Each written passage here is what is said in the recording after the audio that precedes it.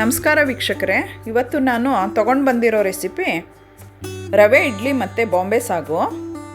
ಎರಡರ ಕಾಂಬಿನೇಷನ್ನು ತಿನ್ನೋದಕ್ಕೆ ತುಂಬ ಚೆನ್ನಾಗಿರುತ್ತೆ. ಇದನ್ನು ನಾನು ಯಾವ ರೀತಿ ಮಾಡ್ತೀನಿ ಅಂತ ತೋರಿಸ್ತೀನಿ ನಿಮಗೀಗ. ಮೊದಲು ರವೆ ಇಡ್ಲಿಗೆ ರವೆನ ಹುರ್ಕೋಬೇಕು. ಬಾಣಲಿಗೆ ಎಣ್ಣೆ ಹಾಕ್ತಾಯಿದ್ದೀನಿ ಮತ್ತು ಸಾಸಿವೆ ಹಾಕ್ತಾಯಿದ್ದೀನಿ. ಸಣ್ಣದಾಗಿ ತುರಿದಿರೋ ಅಂಥ ಶುಂಠಿ ಮತ್ತು ಸಣ್ಣದಾಗಿ ಹೆಚ್ಚಿರೋ ಅಂಥ ಹಸಿರು ಮೆಣಸಿನ್ಕಾಯಿ ಹಾಕ್ತಾಯಿದ್ದೀನಿ. ಮತ್ತು ಕರಿಬೇವಿನ ಸೊಪ್ಪು ಸಣ್ಣದಾಗಿ ಹೆಚ್ಚಿರೋದು ಅದು ಹಾಕ್ತಾಯಿದ್ದೀನಿ.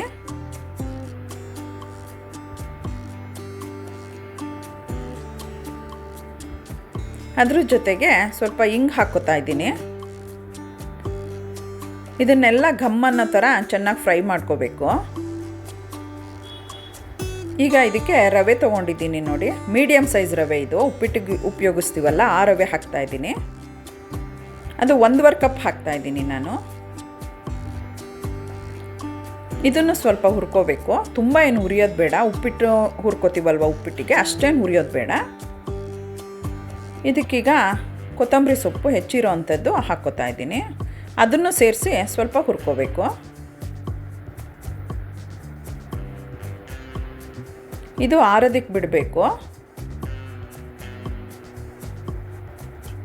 ಈಗ ಸ್ವಲ್ಪ ಗೋಡಂಬಿ ಹುರ್ಕೋತಾ ಇದ್ದೀನಿ ಇಡ್ಲಿ ತಟ್ಟೆಗೆ ಹಾಕೋದಕ್ಕೆ.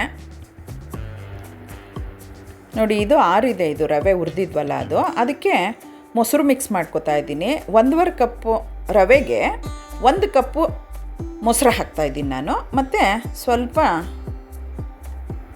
ಉಪ್ಪು ಹಾಕ್ಕೊಂಡು ಕಲಿಸ್ಕೋತಾ ಇದ್ದೀನಿ. ಸ್ವಲ್ಪ ತೆಳ್ಳಗೆ ಕಲಿಸ್ಕೋಬೇಕು. ಯಾಕೆ ಅಂತ ಹೇಳಿದ್ರೆ ಅದು ನೆನೆಯಕ್ಕೆ ಬಿಟ್ಟಾಗ ರವೆ ಹರಳ್ಕೊಳ್ಳುತ್ತಲ್ಲ, ನೀರೆಲ್ಲ ಹೀರ್ಕೊಳ್ಳುತ್ತೆ. ಅದಕ್ಕೆ ಇದನ್ನು ಅರ್ಧ ಗಂಟೆ ನೆನೆಯಕ್ಕೆ ಬಿಡ್ತೀನಿ. ನೋಡಿ, ಅರ್ಧ ಗಂಟೆ ಆಗಿದೆ. ಚೆನ್ನಾಗಿ ನೆಂದಿದೆ. ಇದು ತುಂಬ ತೆಳುಗೂ ಇರಬಾರ್ದು ಮತ್ತು ತುಂಬ ಗಟ್ಟಿಯಾಗೂ ಇರಬಾರ್ದು. ಇದು ಕನ್ಸಿಸ್ಟೆನ್ಸಿ ಈ ಥರ ಇದ್ದರೆ ಸಾಕು. ಇದಕ್ಕೆ 1/4 ಸ್ಪೂನಷ್ಟು ಅಡುಗೆ ಸೋಡಾ ಹಾಕ್ತಾಯಿದ್ದೀನಿ. ಅಡುಗೆ ಸೋಡಾ ಹಾಕ್ಕೊಂಡು ಚೆನ್ನಾಗಿ ಅದು ಬೀಟ್ ಮಾಡ್ಕೋಬೇಕು. ಎಲ್ಲ ಕಡೆಗೂ ಅದು ಮಿಕ್ಸ್ ಆಗಬೇಕು. ಮತ್ತು ಫ್ಲೇವರ್ಗೆ ಅಂತ ಹೇಳಿ ಸಬ್ಸಿಗೆ ಸೊಪ್ಪು ಸ್ವಲ್ಪ ಮತ್ತು ಕ್ಯಾರೆಟ್ ಸ್ವಲ್ಪ ಹಾಕ್ತಾಯಿದ್ದೀನಿ. ಇದು ರುಚಿಯಾಗಿ ಬರುತ್ತೆ ಅಂತ ಹೇಳಿ ಎಲ್ಲ ಸೇರಿಸಿ ಚೆನ್ನಾಗಿ ತಿರುಗಿಸ್ಕೋಬೇಕು. ಅದು ಚೆನ್ನಾಗಿ ಮಿಕ್ಸ್ ಆದಮೇಲೆ ಈಗ ಇಡ್ಲಿ ಪ್ಲೇಟಿಗೆ ತುಪ್ಪ ಹಾಕ್ತಾಯಿದ್ದೀನಿ.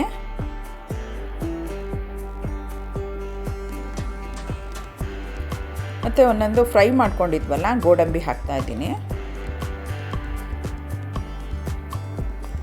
ಅದಕ್ಕೆ ಸ್ವಲ್ಪ ಕ್ಯಾರೆಟ್ ತುರಿ. ಈಗ ಇಡ್ಲಿ ಹಿಟ್ಟು ಹಾಕ್ತಾಯಿದ್ದೀನಿ. ಅದು ತುಂಬ ಭರ್ತಿಯಾಗಿ ಹಾಕಬಾರ್ದು.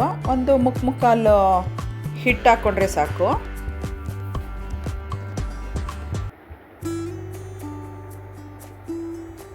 ಇದನ್ನು 15 ನಿಮಿಷ ಬೇಯಕ್ಕೆ ಬಿಡ್ತಿದ್ದೀನಿ. ನೋಡಿ, 15 ನಿಮಿಷ ಆಗಿದೆ. ಫೋರ್ಕಲ್ಲಿ ಇದನ್ನು ಚುಚ್ಚು ನೋಡಿದಾಗ ಅದು ಅಂಟ್ತಾ ಇಲ್ಲ, ಬೆಂದಿದೆ ಅಂತ ಅರ್ಥ. ಇದನ್ನು ಆರಕ್ಕೆ ಬಿಡ್ತೀನಿ. ಆರಿದ್ಮೇಲೆ ಇಡ್ಲಿ ತೆಗಿತೀನಿ. ನೋಡಿ, 1 ಸ್ಪೂನು ತೊಗೊಂಡು ಅದನ್ನು ನೀರು ಹಚ್ಕೊಂಡು ತೆಗಿತಾ ಇದ್ದೀನಿ.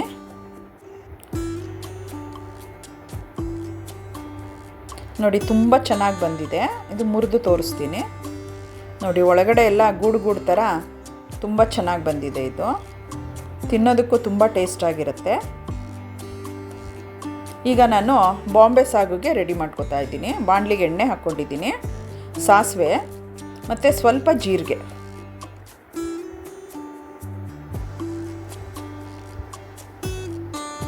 ಮತ್ತು ತುರಿದಿರೋ ಅಂಥ ಶುಂಠಿ.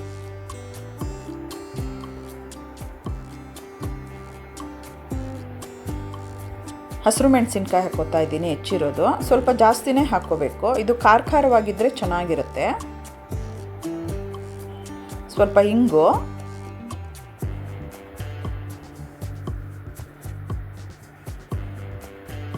ಮತ್ತು ಈರುಳ್ಳಿ ಹಾಕ್ಕೋತಾ ಇದ್ದೀನಿ. ನಾನು ಈರುಳ್ಳಿ ಸ್ವಲ್ಪ ಜಾಸ್ತಿನೇ ಹಾಕ್ಕೊಂಡಿದ್ದೀನಿ. ನೀವು ಅಷ್ಟು ತಿನ್ನಲ್ಲ ಅಂದರೆ ಕಡಿಮೆನೂ ಹಾಕ್ಕೋಬೋದು. ಕರಿಬೇವಿನ ಸೊಪ್ಪು ಹಾಕ್ಕೋತಾ ಇದ್ದೀನಿ. ಎಲ್ಲ ಹಾಕ್ಕೊಂಡು ಸ್ವಲ್ಪ ಚೆನ್ನಾಗಿ ಫ್ರೈ ಮಾಡ್ಕೋಬೇಕು.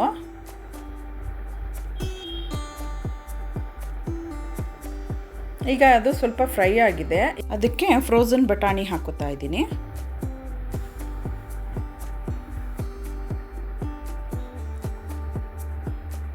ಅದನ್ನು ಹಾಕ್ಕೊಂಡು ಫ್ರೈ ಮಾಡಿ ಅದನ್ನು ಸ್ವಲ್ಪ ಬೇಯಕ್ಕೆ ಬಿಡ್ತಾ ಇದ್ದೀನಿ.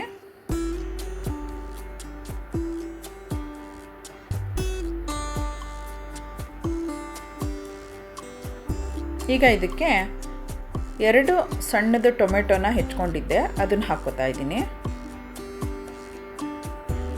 ಅದನ್ನು ಹಾಕ್ಕೊಂಡು ಚೆನ್ನಾಗಿ ಮಿಕ್ಸ್ ಮಾಡ್ಕೋಬೇಕು. ಸ್ವಲ್ಪ ಉಪ್ಪು ಹಾಕ್ತಾ ಇದ್ದೀನಿ. ಈಗ ಸ್ವಲ್ಪ ಬೇಯಕ್ಕೆ ಬಿಡಬೇಕು ಅದನ್ನು.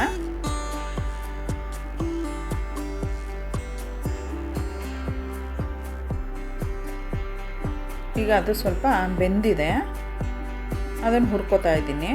ಈಗ ಅದಕ್ಕೆ ಸ್ವಲ್ಪ ಅರಿಶಿನ ಸೇರಿಸ್ಕೊಂಡು ತಿರುಗಿಸ್ಕೊತಾ ಇದ್ದೀನಿ.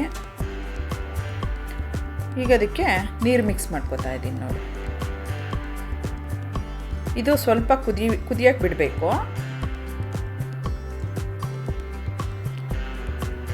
ಈಗ ಕುದೀತಾ ಇದೆ ಇದು. ಈಗ ಇದಕ್ಕೆ ಆಲೂಗೆಡ್ಡೆ ಮಿಕ್ಸ್ ಮಾಡ್ತೀನಿ ನಾನು. ಆಲೂಗೆಡ್ಡೆ ನಾನು ಅರ್ಧ kg ತೊಗೊಂಡಿದ್ದೀನಿ. ಬೇಯಿಸ್ಕೊಂಡು ಅದನ್ನು ಈ ಥರ ನಾನು ಪುಡಿ ಮಾಡ್ಕೊಂಡಿದ್ದೀನಿ. ತುಂಬ ಪುಡಿ ಮಾಡ್ಕೋಬಾರ್ದು, ಸ್ವಲ್ಪ ದಪ್ಪಗಿರೋ ಹಂಗೆ ಪುಡಿ ಮಾಡ್ಕೋಬೇಕು.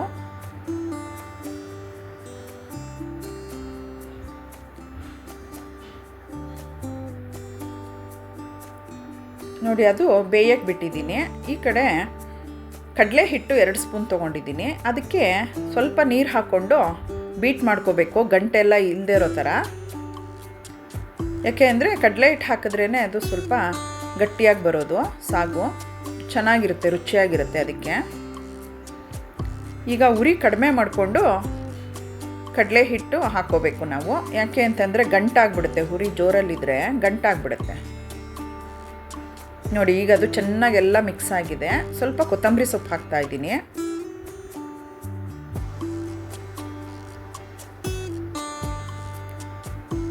ಮೀಡಿಯಮ್ ಉರಿಲಿ ಇದನ್ನು ಒಂದು 2 ನಿಮಿಷ ಬೇಯಕ್ಕೆ ಬಿಡ್ತೀನಿ.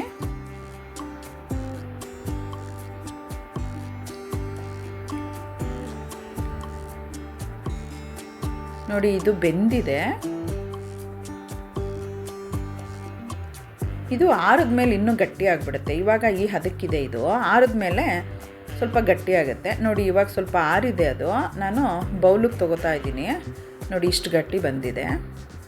ಇಷ್ಟು ಬಂದರೆ ಸಾಕು, ಟೇಸ್ಟಾಗಿರುತ್ತೆ, ಚೆನ್ನಾಗಿ ಬಂದಿದೆ. ರವೆ ಇಡ್ಲಿ ಮತ್ತು ಬಾಂಬೆ ಸಾಗು ಇದು ನೀವು ಮಾಡ್ಕೊಂಡು ನೋಡಿ, ನನಗೆ ಕಮೆಂಟ್ ಮಾಡಿ ತಿಳಿಸಿ.